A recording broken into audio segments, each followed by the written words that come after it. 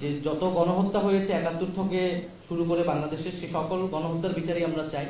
তবে রাজনৈতিকভাবে এই মুহূর্তে বাংলাদেশের সবচেয়ে গুরুত্বপূর্ণ কনসার্নের জায়গাটা হচ্ছে আওয়ামী লীগ।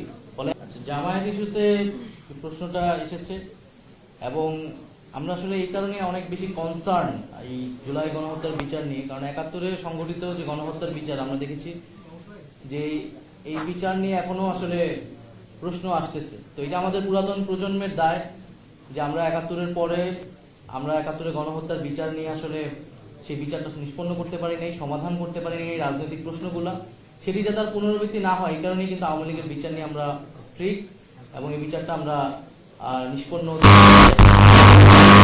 মনে করি যে যে যত গণহত্যা হয়েছে ৭১ থেকে শুরু করে বাংলাদেশের সে সকল গণহত্যার বিচারই আমরা চাই। তবে রাজনৈতিকভাবে এই মুহূর্তে বাংলাদেশের সবচেয়ে গুরুত্বপূর্ণ কনসার্নের জায়গাটা হচ্ছে আওয়ামী লীগ। ফলে আওয়ামী লীগের বিচার এবং আওয়ামী লীগের যে নিবন্ধন বাতিল সহ তাকে রাজনৈতিক এবং সাংগঠনিকভাবে কার্যক্রম থেকে বিরত রাখার বিষয়ে সরকার এবং সকল রাজনৈতিক ফ্যাসিবাদ বিরোধী রাজনৈতিক পক্ষগুলোকে আমরা একত্রিত হওয়ার আহ্বান জানাচ্ছি। দ্বিতীয়ত,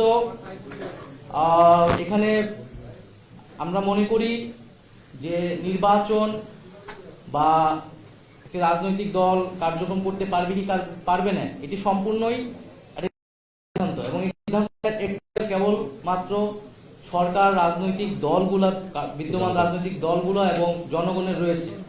সেখানে সেনাবাহিনী কিংবা রাষ্ট্রীয় এমন কোনো প্রতিষ্ঠান তাদের আসলে এই বিষয়ে কোনো ধরনের মন্তব্য, পরিকল্পনা বা তো আমরা মনে করি যে এই ধরনের চর্চা যাতে বাংলাদেশে না হয়, রাজনৈতিক সিদ্ধান্তগুলো রাজনৈতিক মহলই নিবে এবং সেটা গণতান্ত্রিক ভাবেই হবে এবং সামনের সেই গণতান্ত্রিক প্রক্রিয়াতে আমরা উত্তরণ করতে চাইছি। ধন্যবাদ।